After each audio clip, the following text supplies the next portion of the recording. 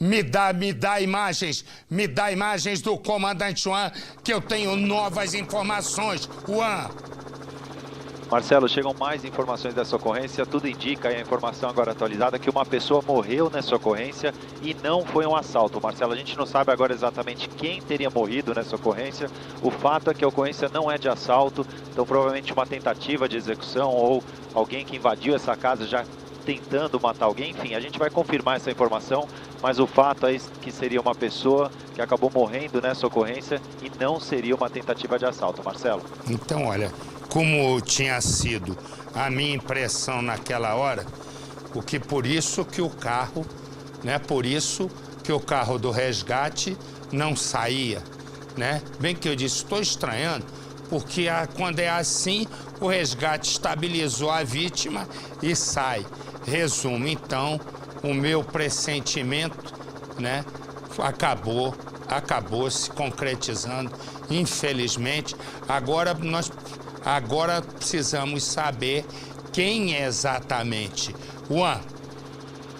Marcelo, chega agora a informação que seria a esposa de um policial militar que infelizmente perdeu a vida nessa ocorrência. Como eu disse, não foi uma tentativa de assalto, mas a gente também não sabe o que exatamente aconteceu. Marcelo, o fato é que infelizmente ela perdeu a vida nessa ocorrência, seria a esposa de um policial militar. Marcelo. Então é a esposa, nós estamos ao vivo, as coisas vão se corrigindo, né? Natural, então é a esposa de um policial militar. É isso, Juan?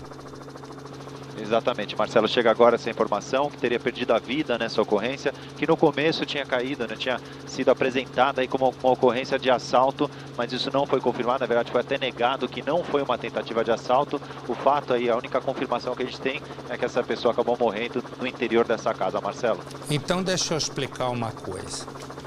O que nós agora precisamos saber é, se alguém entrou aí para executá-la, se foi uma briga em família, né? Porque essa é uma hipótese e nós estamos trabalhando em hipótese, mas já eu volto. Me dá os presos, você vai vendo, são 2 assaltantes, na verdade tudo ladrão de carro. Aí, ó, Xirec 2 e a mulher, só carro de luxo, aí a mulher dele, a Fiona. Põe no Cidade. Leandra veio para a delegacia assim que soube da prisão do casal. Quer tentar recuperar o que foi levado de dentro do carro dela. Minhas roupas, eu tinha mal voltado de viagem, tinha roupa minha nova dentro do carro. Só eu acho que tinha mais ou menos 5, 10 mil dentro do carro. Pablo Paes e Keren da Costa são marido e mulher. No mundo do crime, ficaram conhecidos por arrombar e furtar veículos. Para o delegado, o casal é especialista nisso. Todos os dias o casal praticava crime e acreditamos que aproximadamente de 6 a 8 veículos por dia. Segundo a polícia, marido e mulher estavam agindo em Ribeirão Preto há pelo menos 1 ano. O casal escolhia bem os lugares, avenidas movimentadas e com muitos carros estacionados. A polícia invadiu a casa do casal e encontrou muita coisa furtada. Bolsas, malas, sapatos, óculos de sol, raquetes, secador de cabelo e até uma batedeira. Pablo e Keren tiveram a prisão temporária decretada pela Justiça. Na delegacia, não quiseram comentar o caso. 10 vítimas já foram localizadas, uma delas pelos arquivos de um pendrive. Mas a polícia ainda tenta encontrar os donos de muitos objetos apreendidos. Leandra não encontrou nada, mas certeza que Pablo e Keren são os ladrões que levaram o carro dela. Uma imagem que a vendedora não vai esquecer. Pelas descrições que eu vi eles na televisão de relance, e quando eu ver essa cena nunca vai sair da minha cabeça naquele dia. Você vai vendo, continua lá a situação. Nós não sabemos ainda, com certeza, mas, ó, o carro vai levando o corpo da mulher e nós não sabemos o que pode ter acontecido, se foi uma briga em família, se foi uma execução, se ela se matou. Assim que nós obtivermos a informação, agora sim, de forma correta, né? Porque no início é esse sufoco mesmo de qualquer coisa que é feita ao vivo, né? Mas repara que vários policiais ficam preservando o local do crime, que, repito, Pode ter sido uma briga em família, pode ter sido uma execução ou fala-se agora que ela teria tirado a própria vida.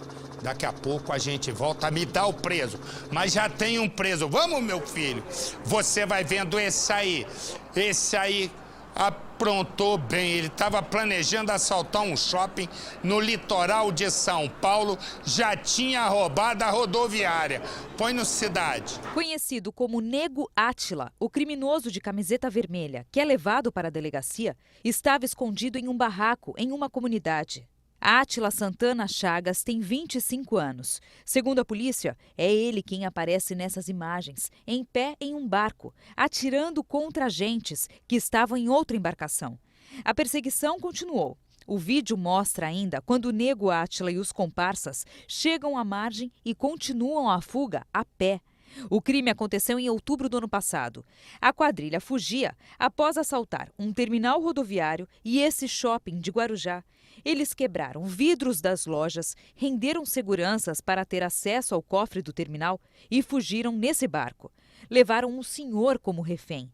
Durante o tiroteio em alto mar, a vítima levantou os braços. As imagens captadas pela lancha da Receita Federal foram fundamentais para a identificação de Nego Átila, que, segundo a polícia, foi o mentor do assalto. Nego Átila estava foragido havia pelo menos 5 meses. Frequentemente, ele mudava de endereço para despistar os policiais. Foi encontrado em uma comunidade que fica ao lado do shopping que assaltou. Ele confessou a prática desse crime, como de outros roubos na cidade do Guarujá. O assaltante já tinha passagem pela polícia por receptação. O rapaz que aparece ao lado dele, saindo da viatura, foi liberado após prestar depoimento. De acordo com os policiais, outros integrantes da quadrilha já foram identificados e presos. A prisão de Átila aconteceu durante uma mega operação realizada pela Polícia Civil no litoral de São Paulo, que envolveu 165 policiais. Além do assaltante, outras 74 pessoas foram presas. Deixa eu dizer aqui. O nome desse homem é José. José é casado com Sueli. O relacionamento deles já não é lá grandes coisas. Mas olha só, ele tem uma ficha criminal que tem ameaças, acata autoridade, assaltos. Ele já tentou abusar sexualmente da filha e do bisneto. A coisa continua brigando. O cara que faz isso tudo já tinha que estar na cadeia. Aí agora, a esposa, a tal de Sueli, né, que eu também imagino, se alguém faz isso num filho da gente, no bisneto, eu vou contar uma história para você. Qualquer um de nós, né, bota o cara na cadeia ou toca ele de casa, sabe lá Deus como. Não. Aí o que acontece? Agora ela descobre que, além disso tudo, ele tem uma amante. Agora ela pediu o divórcio. E aí tentou tirá-lo de casa. 1, 2, 3. O que aconteceu? Ele não saiu e, ao contrário, tocou fogo na casa com todo mundo dentro. Sorte que ninguém ficou ferido. E a polícia chegou, mostra, os bombeiros chegaram, ó. Olha ele ali saindo. Esse é o momento em que ele sai preso. Com aquela ficha toda e ainda abusando da filha e do bisneto, é óbvio que ele não podia estar mais em casa, né? Põe no Cidade. Esse vídeo mostra o exato momento em que os bombeiros chegam na casa, em Estância Velha. O homem que colocou fogo na casa está lá dentro. As chamas são tão altas e já atingem o telhado. Ele diz que não vai sair, mas a polícia militar consegue controlar o homem, que está em surto, e ele é preso. José Albino Trepton, 58 anos, foi policial militar, caminhoneiro e também esteve preso. Há 40 anos era casado com Sueli Janete. Da relação nasceram 3 filhas. O casal também tem 4 netos e 2 bisnetos. Mas o casamento nunca foi tranquilo. Ele tinha uma amante e um filho deste outro relacionamento. José bebia muito e, volta e meia, batia em Sueli. Uma das irmãs de Sueli revela que uma das agressões aconteceu quando a mulher estava grávida da primeira filha. Um monstro, é assim que as cunhadas definem José Albino. Elas preferiam não manter contato com o homem, mas sofriam com o drama da irmã. Um dia antes do incêndio, Sueli e José discutiram fortemente. E durante a briga, mais uma vez, a mulher acabou sendo agredida. Diante dessa situação, ela resolveu tomar uma atitude e, com a ajuda das filhas, foi até a polícia fazer queixa contra o marido. Ela também pediu uma medida protetiva, que foi aceita pelo Ministério Público. Quando José ficou sabendo da situação, da denúncia, ele ficou revoltado, furioso. No outro dia, com uma garrafa de gasolina, ele entrou na casa, ameaçou a mulher, uma das filhas que morava aqui, e uma netinha de apenas 3 anos. Ele disse que iria colocar fogo na casa. E foi o que ele fez. A mulher, a filha e a neta conseguiram sair a tempo. Ele ficou dentro de casa e quando viu que a polícia e os bombeiros estavam se aproximando, o homem tentou se matar. Apavorados com o fogo e o surto de José, os vizinhos pediram ajuda, mas os moradores da região têm medo que ele seja solto e volte a atacar a família. Esta mulher conta que Sueli reclamava das agressões, mas que não conseguia tirar José de casa. Que ela passava bastante trabalho, que ela era ameaçada, né? Que ele ameaçava, que ele não saía dali, só saía morto. Só isso ela comentava assim, né? Que ela não queria mais ver com ele, mas ele não aceitava sair da casa. Este outro vizinho diz que foi colega de trabalho de José e que ele sempre foi um homem complicado. Vivia em rolo. Sempre foi um cara enrolado, sempre. Nós vamos entrando aqui na casa para ver como ficou depois do incêndio. Já na entrada a gente vê o forro de PVC derretido, o cheiro de queimado ainda é bastante forte.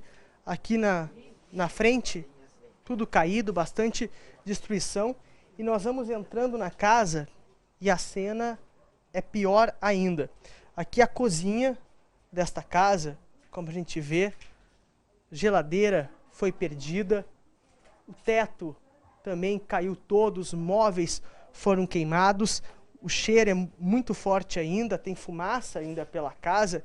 O quarto da netinha, de apenas 3 anos, também tudo queimado.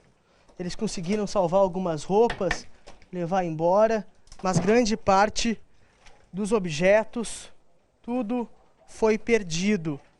Aqui a gente vai caminhando pela casa, a cena é de muita destruição. Com o pouco que restou de objetos e roupas, Sueli se mudou para a casa de uma outra filha em outra cidade. Traumatizadas, Sueli e as filhas não querem falar. José tem uma extensa ficha criminal, entre as ocorrências, ameaças, desacato à autoridade e assaltos. Mas a denúncia mais grave contra o homem é que ele teria tentado abusar de integrantes da própria família, inclusive de menores de idade. As vítimas seriam uma das filhas quando ela tinha 12 anos e um bisneto. As cunhadas confirmam os casos e dizem mais: José tentou seduzir uma delas. Daí ele queria se passar com a gente, né? Eu disse, mas pode ser. O delegado responsável pelo caso diz que Sueli já tinha registrado outras ocorrências contra o marido, mas que sempre voltava atrás e continuava morando com José. E essa é a questão, né? É não manter as acusações para que possa, né? Para que possa a polícia investigar. E mais do que isso, com 2 ataques à família, é óbvio, ataques sexuais à filha e ataque sexual ao bisneto, não tem a menor dúvida de que ele, se ela mantém, ele pelo menos por um período fica na cadeia. Eu vou falar com a nossa Lisandro Gato, que tem mais informações sobre o caso. Boa tarde, meu amor. Olá, boa tarde a todos. Olha, Marcelo, esse homem permanece preso e vai responder por essas tentativas de homicídio. Ele preferiu ficar em silêncio, não conversou com o delegado. E de acordo com a polícia, apesar de dessa vez ter tido a coragem de denunciar a situação, a Sueli agora, ela está com muito medo diante de tudo o que aconteceu, da atitude extrema que o marido tomou, está receosa e não está mais colaborando tanto com as investigações, o que preocupa bastante o delegado. Essa já não seria a primeira vez que isso acontece. Por outras vezes, diversas vezes ela foi até a DP, registrou ocorrência, mas depois retirava a queixa. Aí a polícia, as autoridades não tinham o que fazer, Marcelo. Quer dizer que ela, agora depois dele ainda tocar fogo na casa, ela já está recuando de novo? Foi essa informação que a gente recebeu, porque foi a primeira vez que, de fato, foi expedido um mandado, né, que ele recebeu a Maria da Penha, então a medida protetiva, né, ela recebeu essa medida protetiva e ele teve que sair de casa, de fato, não podia chegar perto dela, o que deixou esse homem extremamente revoltado. São 40 anos de uma relação muito violenta, né, e foi a primeira vez que, de fato, ele teve que se retirar ali da casa. Por isso que ele acabou tomando essa atitude impensada, essa atitude extrema, e agora essa mulher já está começando a recuar um pouco, Marcelo. Nossa Senhora. Tá bom, Alessandro. Obrigado, meu anjo. Um beijo. Fica com Deus. E pensa... Beijo, tchau. Beijo. E pensa em Lucas e Ellen. Lucas e Ellen. Tudo muito bem, 2 filhos, 4 anos de casada, mas aí eles se separam. E se separam por 2 coisas. Ou por uma, né? Uma tem a ver com a outra, né? Que eu não consigo entender. Que é um ciúme sem limites. Eu acredito que toda relação tem que ter uma ponta de ciúme, né? Como diz a música, eu já até mostrei aqui, diz o verso, né? Que o ciúme que é o perfume da flor. É um verso bonito, e é um verso não, um poema bonito, e tem esse verso, que o ciúme é o perfume da flor. Mas é só imaginar uma flor que tem um perfume daquela que toma conta de tudo, né? Ninguém aguenta. É igual usar muito perfume. Tem que ser uma coisa que insinua. Assim é o ciúme. Você tem que ter um cuidado com a pessoa e você sente ciúme porque é alguém que você ama. Mas também não precisa ser do tamanho de um caminhão. E no caso dele, não.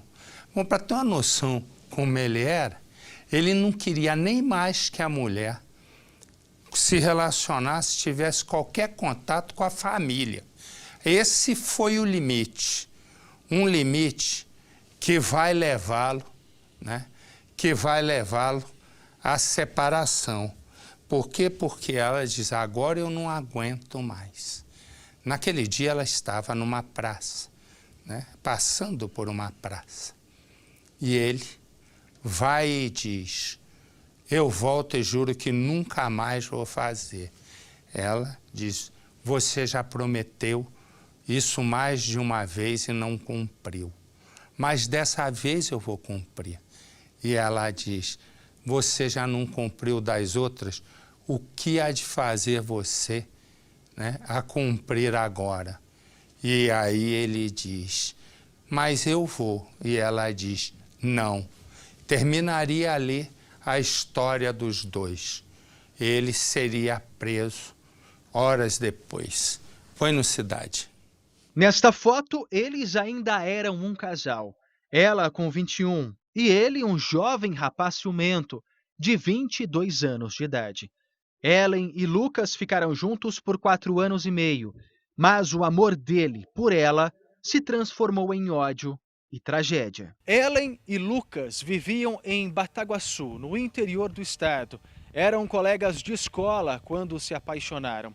Já nos primeiros meses de relacionamento, Ellen ficou grávida e logo o namoro se transformou em casamento. Eles, então, passaram a morar em uma fazenda, perto da cidade. Lá tiveram o 2º filho.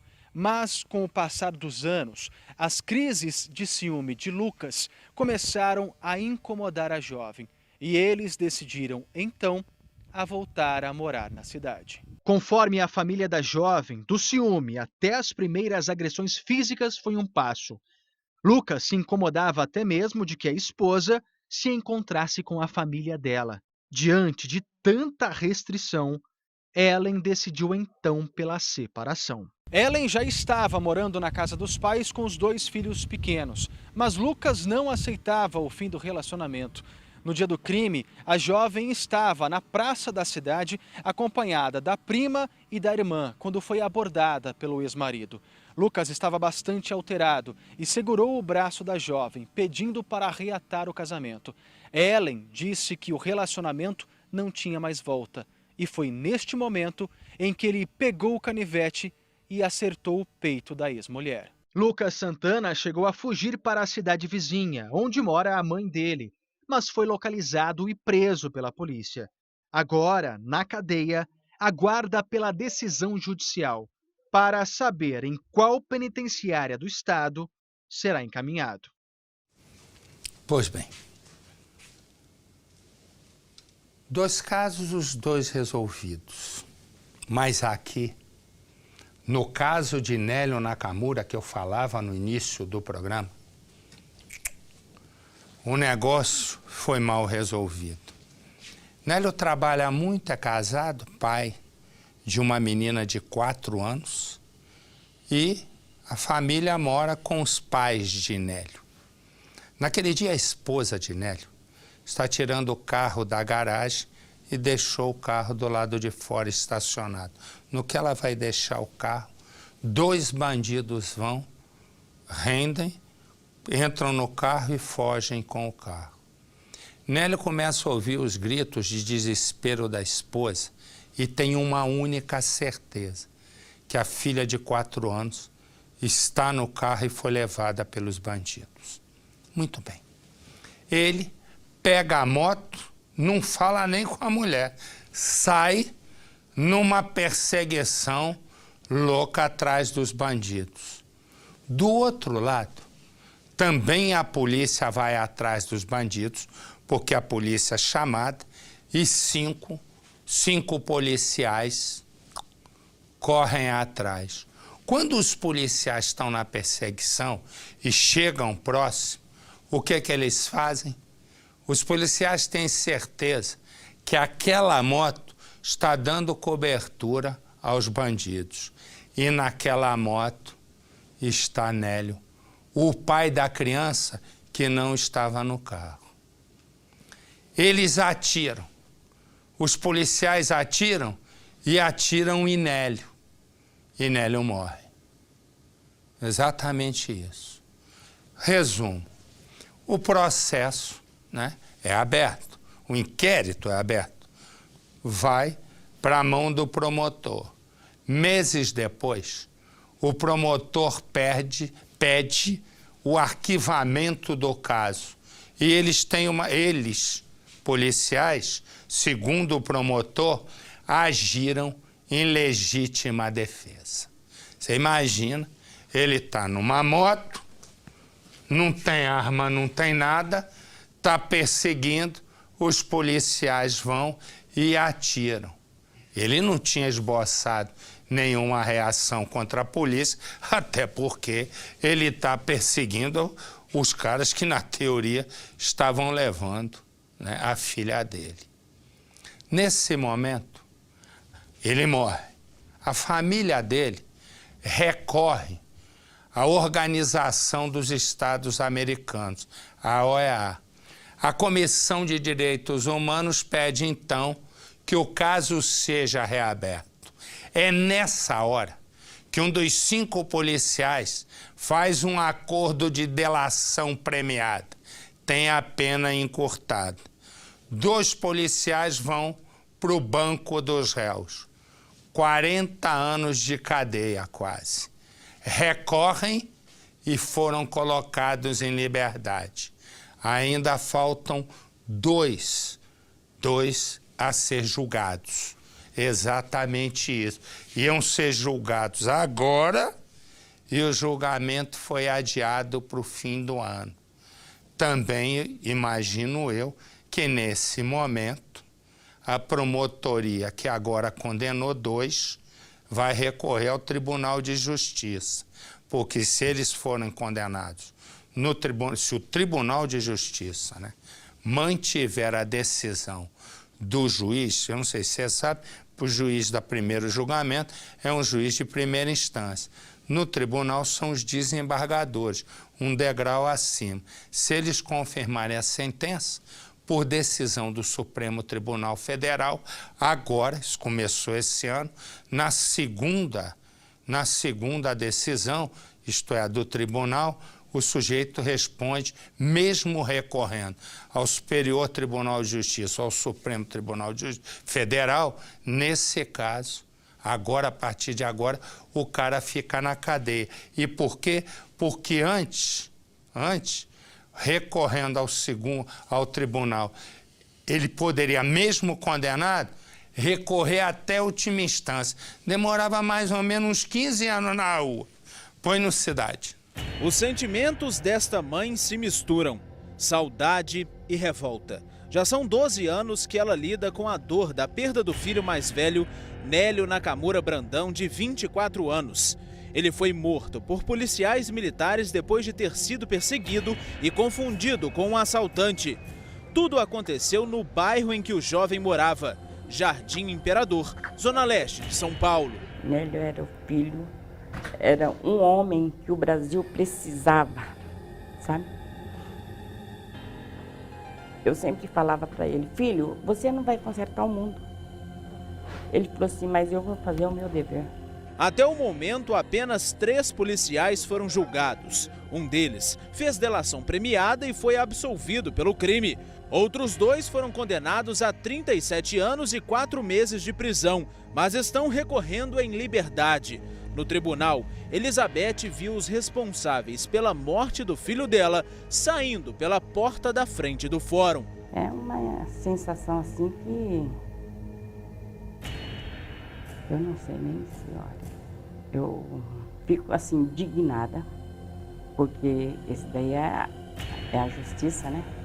Que diz que todo brasileiro tem direito a recorrer. Uma reação natural de um pai que marcaria para sempre a família Brandão. Era um dia comum na rotina de Nélio. Bem ao lado da casa dele, um crime aconteceu. Bandidos roubaram este carro, mas poucos metros depois, o veículo parou por falta de combustível.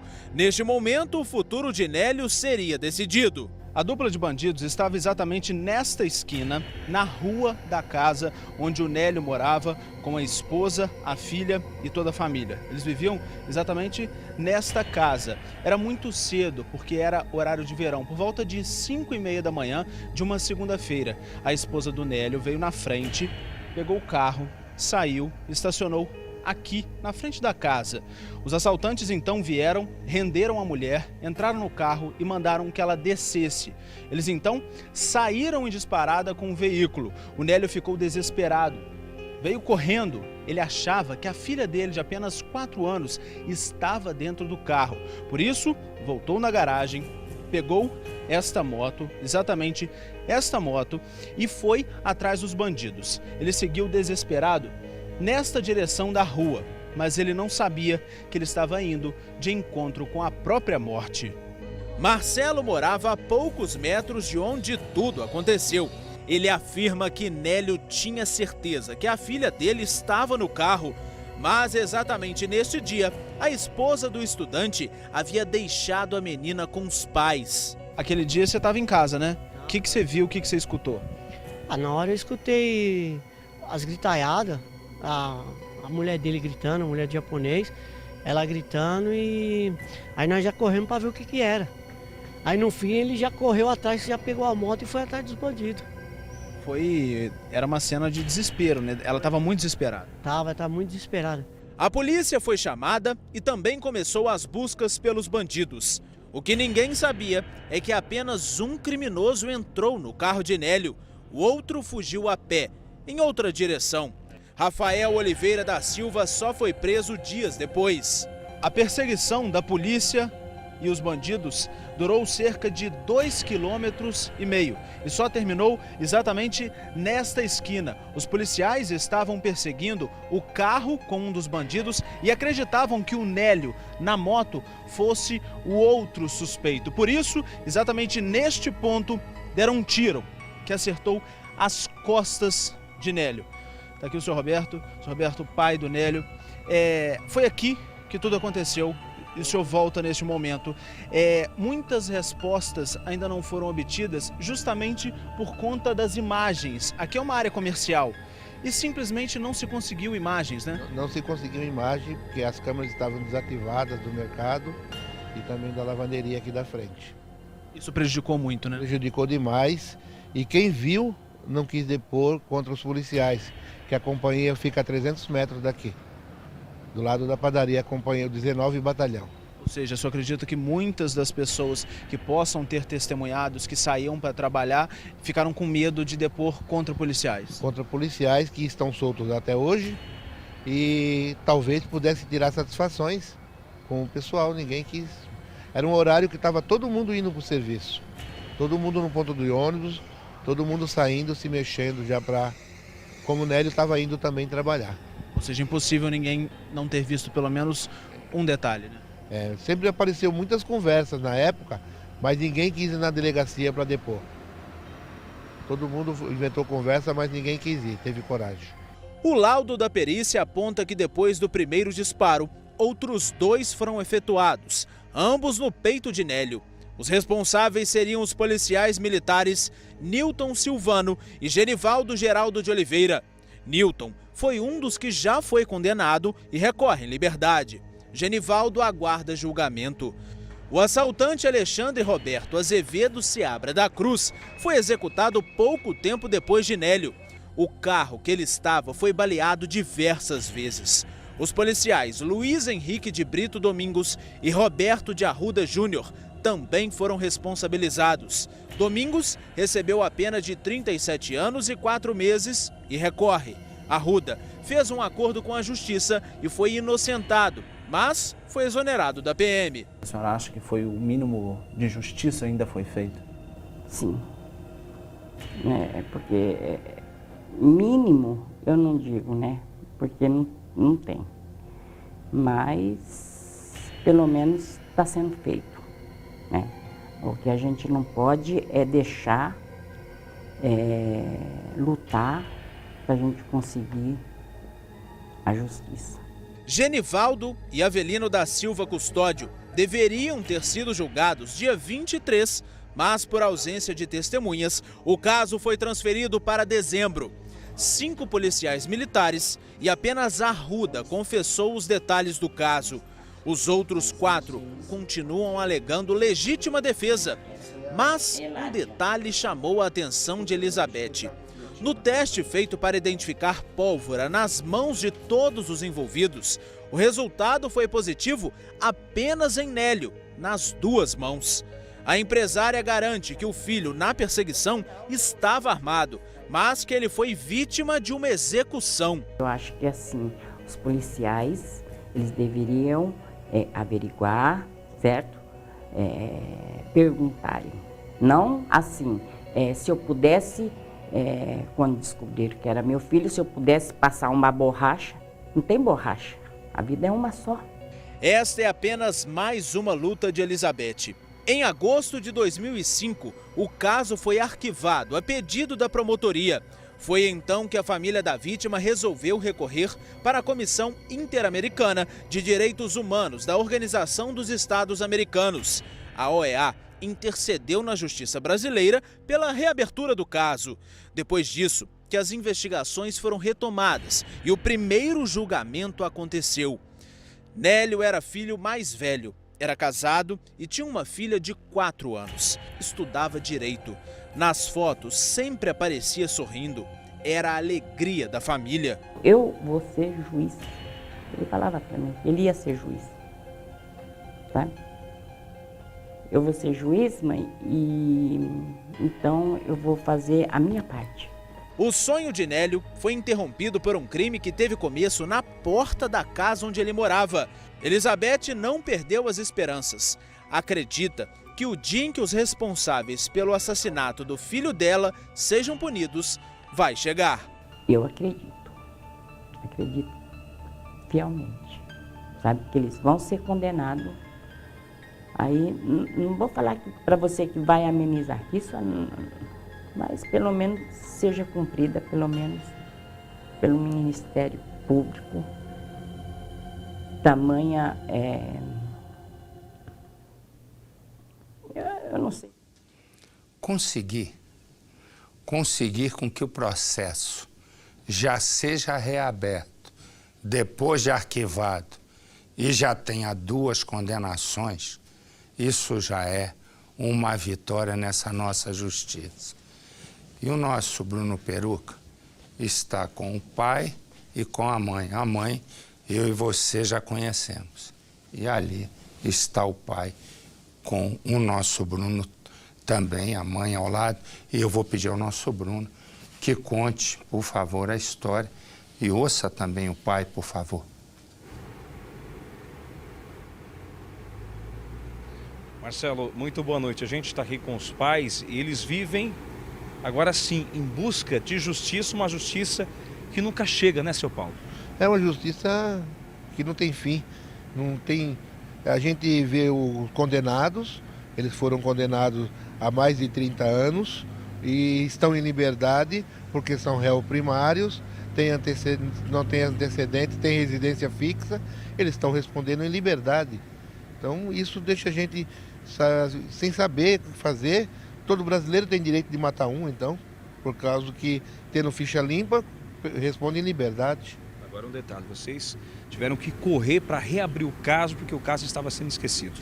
O caso já tinha sido encerrado, já tinha sido arquivado e conseguimos reabrir através da reportagem da Record, porque funcionou como uma abertura para tudo. Para a Fundação Interamericana ver, o doutor Hélio Bicudo viu, começaram a ver e começaram a se aproximar da gente, vem aqui, vamos, e demos entrada nos Estados Unidos, nos direitos humanos, na OEA. Okay, aí obrigado. Foi onde conseguimos resultados. Ok, seu Paulo, obrigado. Marcelo, é com você no estúdio. Obrigado. Bruno, pensa no seguinte, se nós temos mais ou menos ali, porque óbvio que varia, mas nós temos, em média, 650 mil presos no Brasil. Vamos só fazer um raciocínio que desses 50 mil presos, 200 mil sejam por assassinato. Talvez um pouco menos, estou exagerando. Uns 150 mil sejam por assassinato. Ok, esse é um número, mas vamos só raciocinar em torno do número completo. 650 mil. Nós somos muito mais hoje que 200 milhões de habitantes. Resumo, a maioria da população, digamos 200 milhões de pessoas, né, não tem crenca a um nível de perder a ser primário. O nome primariedade é enroscado. Em ser primário, né? Tem residência fixa, trabalho num tempo que o governo acabou com o trabalho. Né? Nos últimos anos, o trabalho acabou dando no que está dando agora, com quase 11 milhões de pessoas desempregadas. Mas, raciocinando, que nós temos uma mão de obra, trabalhando com endereço fixo e tal, 100 milhões de habitantes. Se 50 milhões decidem matar os outros 50, todo mundo é primário, tem endereço fixo e não comete... Né? Não revela, a não ser por aquela questão, não revela nenhum perigo à sociedade. Quer dizer, os 50 milhões ficam na rua, que é o que o pai diz e eu concordo. Esse negócio tem que acabar. Matou, é o próprio, eu vou dizer mais, o próprio júri deveria, diante das circunstâncias, decidir. Não matou, matou com crueldade, matou sabendo, né, o que estava fazendo, o que a cada instante planejou, ou matou porque na hora, na confusão, ficou com medo e atirou em quem viu e em quem não viu. Ok, o próprio júri fala isso e o juiz e o juiz decide se fica preso. O problema é que o juiz está atado, nesse caso, na lei. Estou certo, Faraó? Você está certíssimo. Tudo que você disse é absolutamente correto, que essa lei não é cumprida, porque o artigo 121, que prevê o assassinato, diz matar alguém, aí estabelece as penas. Não fala lá em residência fixa, não tem nada disso aí. Agora, deve-se levar em conta também, Marcelo, que nada é mais violento do que o assassinato. Nossa. A expressão maior do assassinato. Como você releva isso por nada? E uma coisa, uma vergonha para a justiça brasileira ter a interferência da OEA, porque o senhor promotor disse que era legítima defesa. Pô, legítima defesa para um representante do Ministério Público, que é o dono da ação penal, é ridículo. Começa com tiro nas costas. A partir daí, doutor, tiro nas costas não é defesa legítima nem aqui nem na China. Nem vou me meter, porque eu concordei com tudo. E vou dizer mais, principalmente da parte final do tiro nas costas, que não é legítima defesa nem aqui, nem na China. Ou talvez ele tivesse ter dito nem aqui, nem no Japão, porque o rapaz é descendente japonês. Mas tudo que o nosso Faraó falou, eu assino embaixo, porque o promotor realmente, que é o dono da ação, né, da ação penal, isso é, dono do processo, dizer que é legítima defesa com tiro nas costas, aí é brincadeira, né, Faraó? Aí é achar que a gente é besta. O processo era toda uma farsa, né, Marcelo? Ah, claro.